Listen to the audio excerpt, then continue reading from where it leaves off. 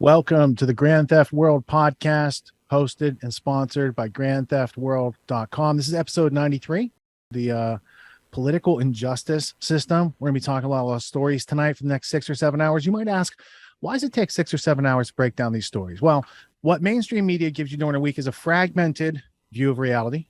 What we hope to do is by slowing it down, taking some deep dives, we can show you a more comprehensive, coherent view of reality. And going through your next week of life, which would you rather work from, and make your decisions. We got a lot of stories tonight. Trump got raided this past week. Mar-a-Lago became home for the FBI. I wanted to start first. Because learning is about discerning. You got to have comparison and contrast. I think we should start with some mainstream media coverage. Let's see how MSNBC represented the search or the organized going through of his stuff, rummaging. I don't know. You don't want to call it a raid. I don't know what else you would call that. I'm sure they'll use an MSNBC type word to smooth it over.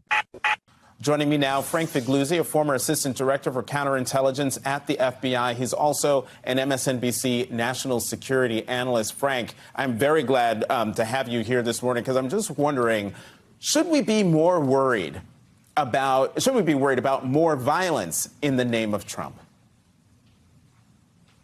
Yeah, Jonathan, the death toll, what I call the Trump death toll, continues to rise. And it rose last week, as you referenced in Ohio, with a man who really caught the disease of disinformation, bought this big lie about the FBI search. We have Trump and his minions just inspiring people to radicalization without any facts attached to it. No mention of a subpoena that failed, no mention of probable cause and a magistrate and the process that works, no mention that top secret compartmented information was indeed found, or that Trump's lawyer claimed to the government that they had given everything back to the government, and that was false. The facts aren't getting in the way of people who simply want to consume conspiracy theories, even to their own demise. And, we saw yesterday at FBI Phoenix, armed protesters carrying even assault-style rifles in front of an FBI building. So, you mentioned the death toll from Trump so far with regard to the Capitol. And, Ashley Babbitt was shot because she bought the big lie. But police officers died as the result of defending the Capitol, including suicides amongst police officers. And let's go a step further with regard to what Trump and his minions spew out that radicalizes people.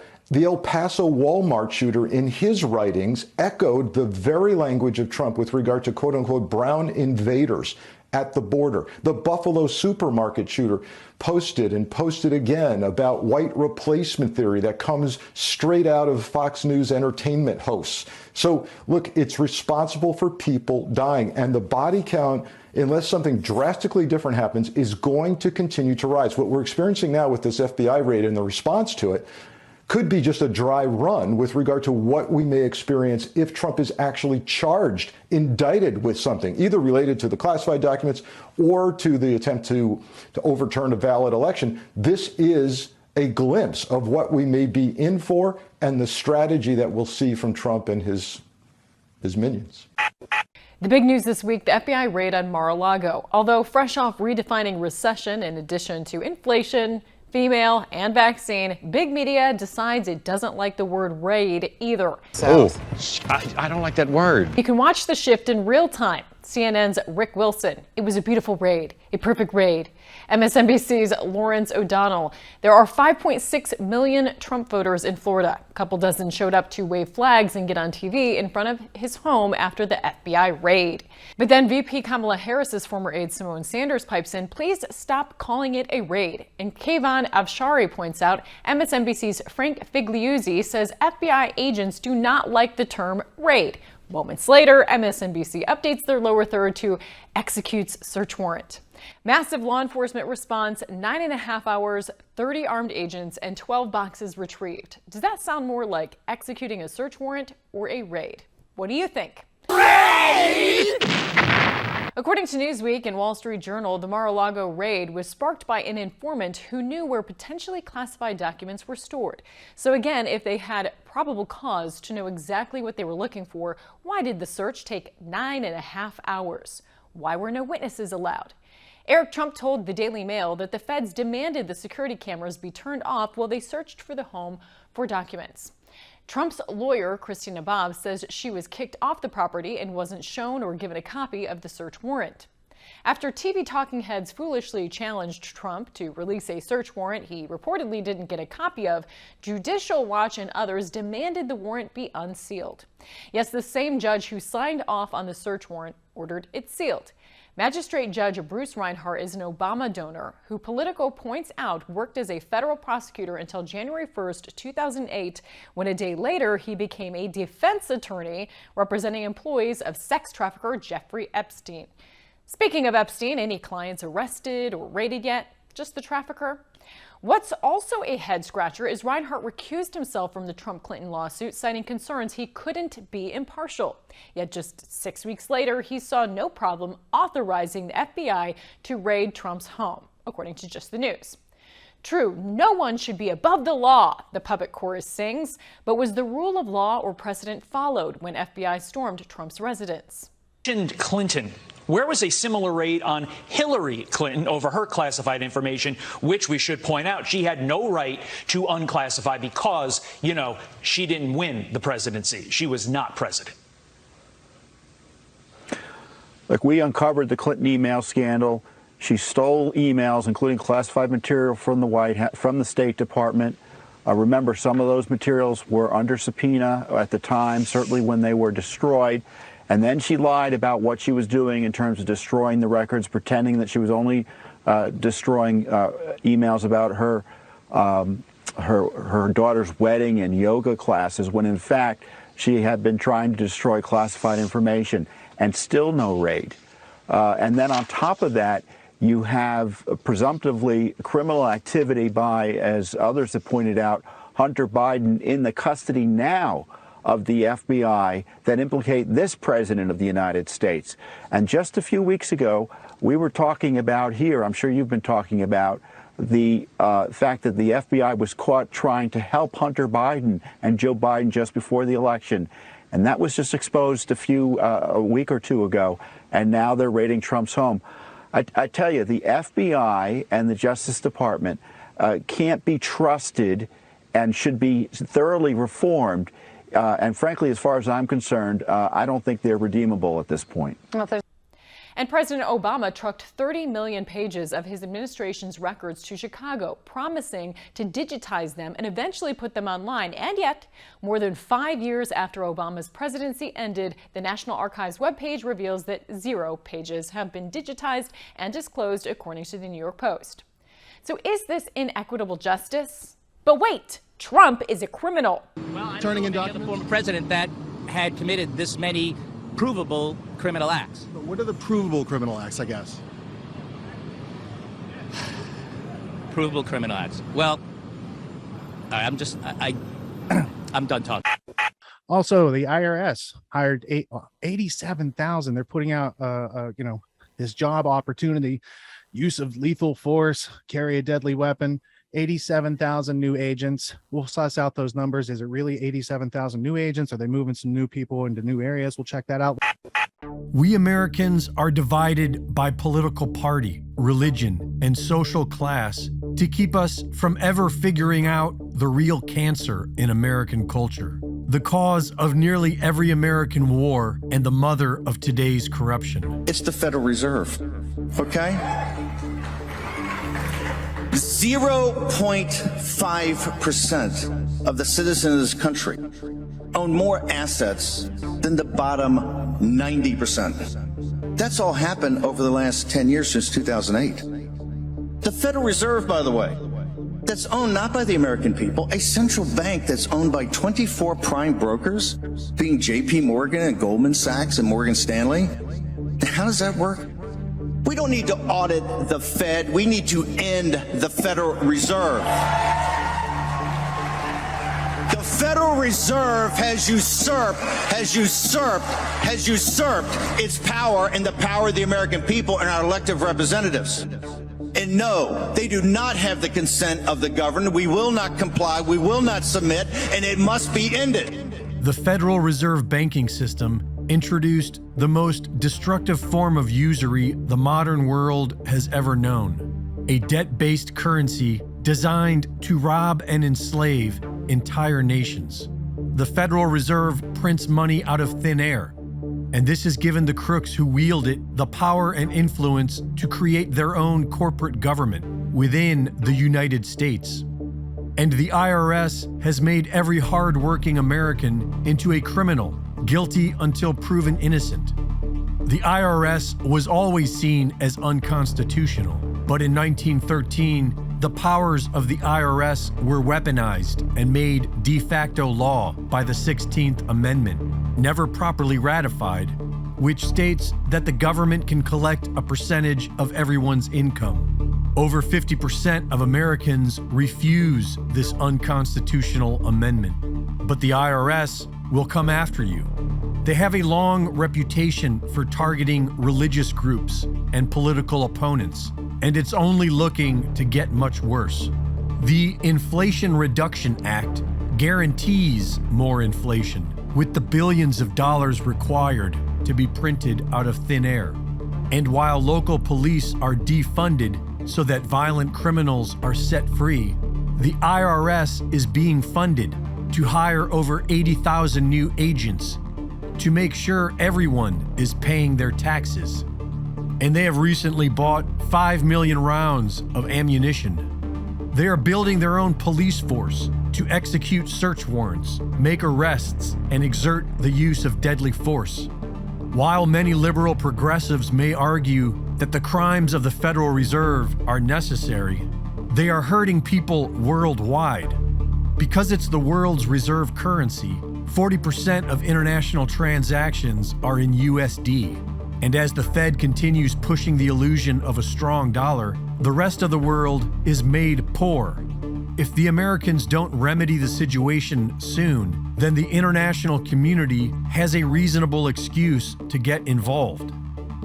The entire international fiat system is collapsing, and the crooks responsible will be selling us a new centralized digital currency, which is obviously another trap.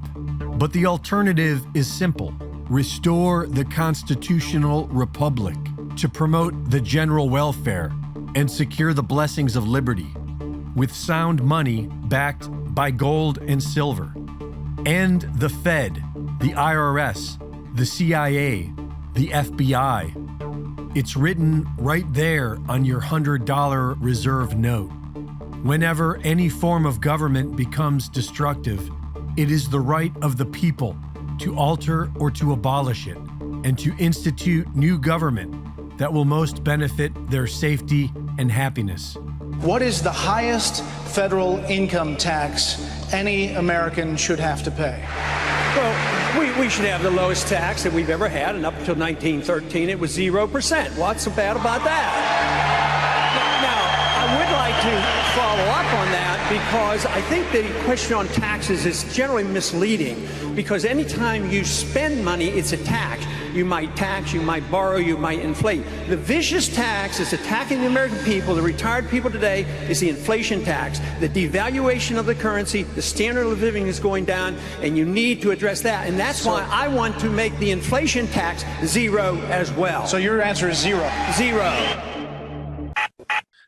We had the new CDC guidelines coming out saying that everything they've told us for the past 2 years, that's not the right guidance. Now you just need to treat it like a cold or flu.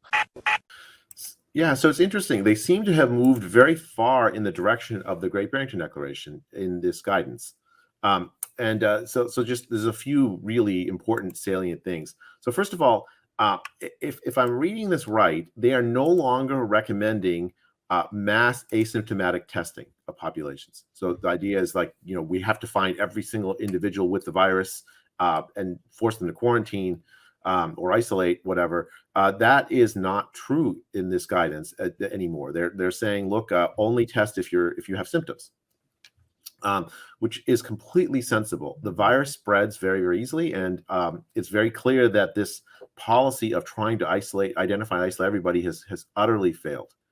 So I think they're sort of conceding reality here, because it's just been very costly to the people that have been that found positive and that actually aren't. I mean, that aren't actually infectious.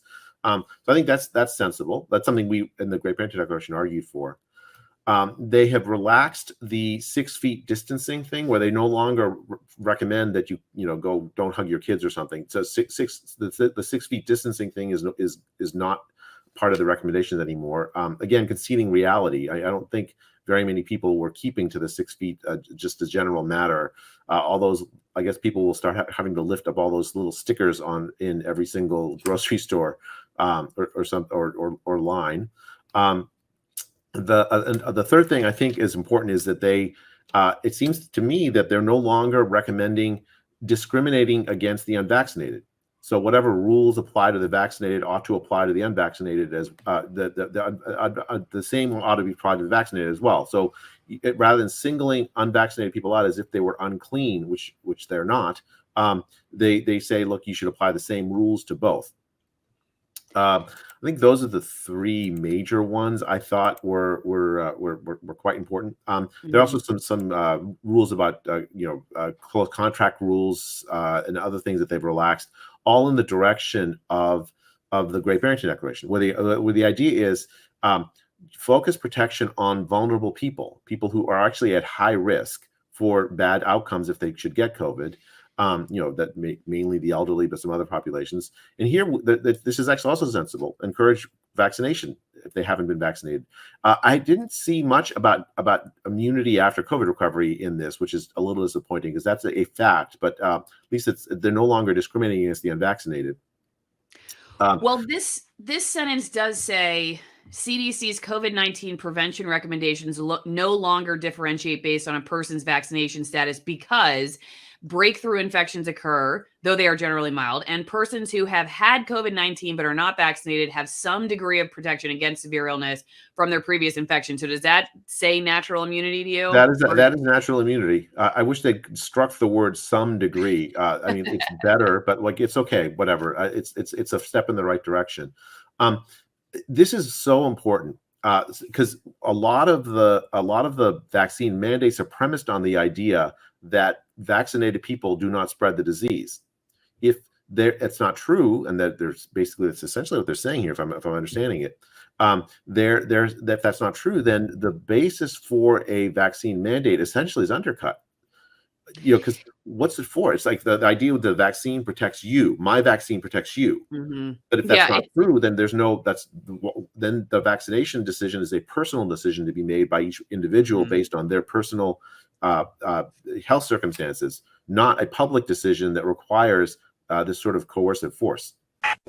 We have a special guest, journalist Alison Marrow will be joining us. Yeah. You can fall into the trap in the alternative world, I think, of just being a contrarian for contrarian's sake and just being oppositional to the mainstream. For what, though? It just because that's what your audience wants to hear, or do you have reasons for that? So, yeah, I mean, because I'll get flack every once in a while if I interview somebody who has faced censorship or they've been mischaracterized by the news, but they're not like somebody said the other day, stop bringing people on that are still in the matrix or not fully out of the matrix. Like, what does that mean exactly? Like how far along do they have to be or agree? How many things do they have to agree with you on for you to be willing to talk to them? Because isn't that exactly why I got out of mainstream news? And I don't want to be like that, because that's what they say. You can't talk to those people because they're wackadoodles. They're too crazy. And now this person's not crazy enough, so I can't bring them on. You should ask your audience, what's the spectrum? From like chupacabras to reptile people, like where are we going to stop in here? Where do people have to be at the start, and where do they have to stop before it's too far? Right. It would be totally like disingenuous of me to like only talk to people who are at like some other level, because look at me. I mean, like I said, the most authentic, honest thing I can tell you guys about myself is that, I don't know everything. I can be wrong, and I'm still learning. I mean, these are, I come along on the journey. I just want people to know this is a journey for me, and through it, I'm learning just like I hope other people are. And frankly, I think a lot of people in my audience are way smarter than I am. So I don't want to be I don't want to be like a guru. I don't want to be an influencer. You know, I call myself an outfluencer. I don't know what else to say it. I just don't want to be that person. I just want to listen to people, and hey, if you don't want to listen to this person, you don't have to, but I'm going to, because I want to hear what they have to say. So after that interview, we're going to be doing a tribute to Michael Badnarik, an iconoclast whose labors of liberty have benefited many around the world for the past 25 years. He departed this past week. Here we have a picture of Michael at his 68th birthday party on August 6th. He had a full house of visitors and stayed true to the planned party from 12 p.m. until 12 a.m. in true Michael fashion. It was just so fun being me, is something I will never forget him saying about his amazing life. And this is from Michael. So long, farewell, auf Wiedersehen, good night. My name is Michael Badnarik, and apparently I am dead. I'm not communicating with you from the great beyond. I merely had the foresight to write this while I was still viable consciousness, and I asked a friend of mine to post this to my website for me after I was gone. This gives me the opportunity to write my own eulogy. If you knew me while I was still warm, you probably noticed that I lived my life by my rules and never allowed someone else to dictate what my values were going to be. Now would be a good time to cue Frank Sinatra's I Did It My Way, which I frequently sang in the shower. It disappoints me to think that this quality made me so unique. I encourage everyone to stop being so submissive, especially to nonsensical government edicts. In short, grow up and grow a pair. The things that I hope I am remembered for are my honesty and integrity. I often told people, don't ask questions that you don't want the answers to. It never helps anything to be in denial. My father was a role model for integrity, and my experience in Scouts reinforced the idea that a truly good and respectable man was someone who was trustworthy. I tried very hard never to make promises I couldn't keep, and I definitely never made any idle threats. Most people could tell by the look in my eyes that I was more than willing to carry out the negative reinforcement that I was promising. From an early age, my life was one adventure after another: scuba diving, sailing, mountain climbing, whitewater canoeing, and rafting. Don't forget skydiving, but that came later. I was lucky enough to go through life without much fear of anything. Keep in mind that fear is a symptom of ignorance. If you are afraid, the simple solution is to learn as much as you can about that subject. When you know what you are doing, the fear simply goes away. Michael Badnarik. Last but not least, we're going to kick it off with Luke Radowski from wearechange.org, and we're going to get a rundown of some of the global stories that are taking place, and then we'll break it down bit by bit as we get through tonight's show. But let me ask you, it's called the Inflation Reduction Act, but the Congressional Budget Act Office, which is nonpartisan, said that there would be a negligible impact on inflation this year and barely impact inflation at all next year. I mean, isn't it almost Orwellian? How can you call it Inflation Reduction Act when the nonpartisan experts say it's not going to? So I appreciate that. I appreciate the question. We've actually addressed this, the CBO. It was the top line number. There's more in there that shows that it will have the money remember how we're doing this too. It's making sure that billionaires in corporate America are paying their fair share, making sure that that the tax code is a little bit more fair. And so when you do that, when you put it in its totality, you will see that it will bring down, lower the deficit, which will help fight inflation. Can't compute rapid-eyed movement out of control, as there was finally a real question asked about our current state of reality to a member of our government. Has to be a glitch in the matrix.